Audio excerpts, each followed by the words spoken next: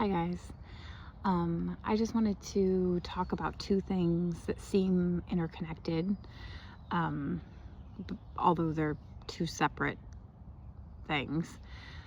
I think it'll all make sense once I start going, but basically there's, the imposter syndrome where it's like you feel like you're saying things, but you don't actually have the credentials or the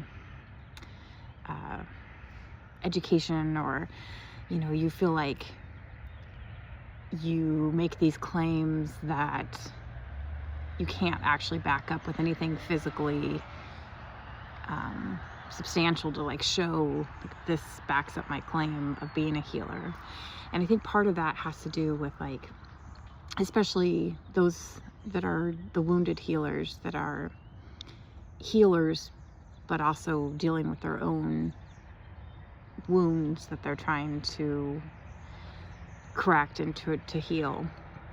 Sometimes it feels like we're living a lie. It feels like, especially working with energy and working with something that can't be seen per se with the eye all the time. It's more of an internal feeling, and sometimes it's you get this thought like, can I actually do the things that I think I can do? And you feel like an imposter, right? And I think that part of that also correlates to the people that are, I'm trying to wrap my head around everything coming in. It's just all jumbled up. But I feel like the wounded, with the wounded healers, I feel like they first heal others. So they first heal those around them. And then when they get to a certain place where they're completely healthy, they're able to heal themselves. But it's kind of it works opposite how you'd think it would normally work. So instead of you taking care of yourself first, and instead of you healing your wounds and then going out and healing others, a lot of the times you're still wounded and you're out there healing other people, and you think to yourself well, how can I heal so many others, but I can't seem to heal myself? And it creates self-doubt, and it creates situations where you almost feel insane, because you wonder, is any of this true? Is any of this real? Is any of this actually tangible? And the truth is, it is. I mean, the way that you affect other people is very intense. And even though you might not necessarily see physically every time that you affect somebody else, we are still so connected that you, just by you being out there being who you are, you're healing others. And magic is a hard thing, because when you feel like you're a magical person, when you feel like you're somebody who works with energy, it's hard because it's not something that you can physically, you can feel it, but you can't touch it, you can't see it happening in real time. And so sometimes you just kind of create this is this all made up in my head? Is this something that I'm just wishful thinking? Is this actually reality? And it is. And I see it. I see energy exchanges between people, and I see somebody's energy when they walk into a room, and then after interacting with another person, I see their energy when they walk out of the room, and I see the difference. But a lot of times, like I said, when you're dealing with your own wounds and you're kind of in a place where you haven't healed yourself, it's hard to say, like, am I actually healing others? But just remember, don't get sucked into that self-doubt, and always trust yourself. Always trust how you feel, because that's what's most important. I was going to say, the thing that's kind of connected to that is when you embody an activation. So say you know about a code or a download far before anybody else knows about the code or the download, and you're living that code, but you feel so out of place and you feel so ahead of your time and you feel like nobody understands you, and you think to yourself, like, is there something wrong with me? Am I doing the wrong thing? Am I just living in a fantasy world? The answer is no. The answer is you have been activated before others have received that same activation. And so by you living that way, you're actually helping to activate others. And so an example of that would be like, I have some dear friends that live their life on their own time, in their own terms, right? And in the outside world, we look at them and we say, why are you not at a job? Why are you not working? Why are you not doing the things that all of us do on a daily basis, the way that we live our lives? Like, why are you taking so much time to yourself? Why are you relaxing so much? Why are you, having so much time away from the secular world? And why are you able to pick up and travel? And why are you able to live this life that feels like it has zero responsibility or zero weight to it? Like, why are you doing these things when we're supposed to be working, right? It's like that kind of a mindset. But then you look at them and you say, that's actually where we're all supposed to be. We're all supposed to be using energy as a timeline, and not,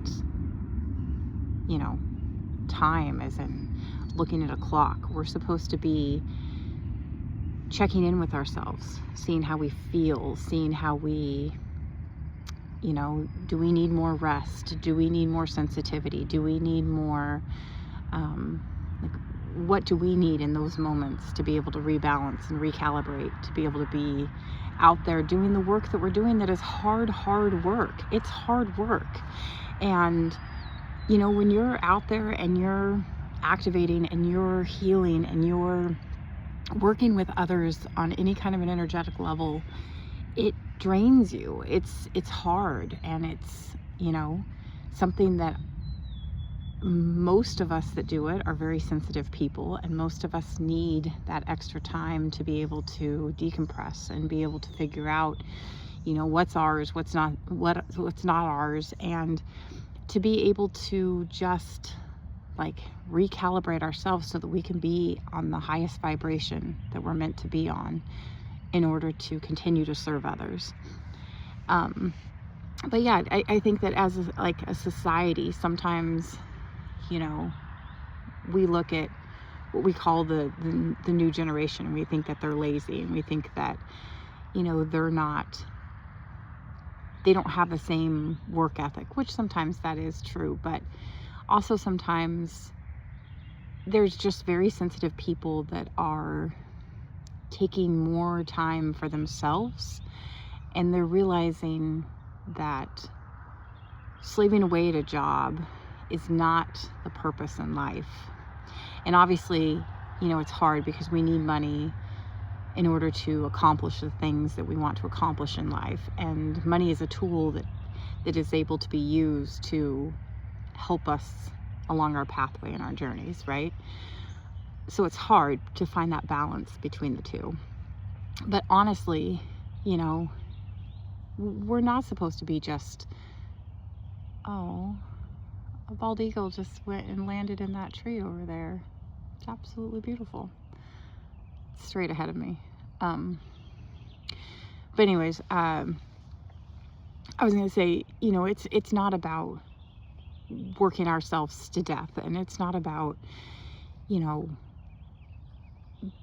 giving everything that we have and just being absolutely drained. It's not about that. It is about finding more of a balance between our heart and our heads, and, you know, realizing that, like, money is a necessity and it's a tool and it's valuable, and there's you know, a lot of high energy in money and what it can accomplish, but not using it as the only standard by which we live, right? So not trying to get money just for show, but realizing that we need to find the balance between ourselves and our feelings and our energy levels and secular work. So there's a hard line there. But I was just thinking about how hard it is for the people that are living ahead of their time, in a sense, you know, but those are meant to be the way showers. Those are people that are meant to show us there is a different way to do things, and they show us that, you know, there is the possibility to be able to travel, and there is the possibility to be able to live a life that's full of heart and purpose, but yet still being able to draw in money as well. And so, you know, I just think that sometimes we get stuck in the patterns of the past and the things that we have been taught and the things that, you know, our parents have been taught. And it's like, there's all these differences of what you should be doing. And the main thing is just realizing that we're all, there's a little robin that just came and sat on the fence right there next to me. It's just staring at me. It's pretty cute.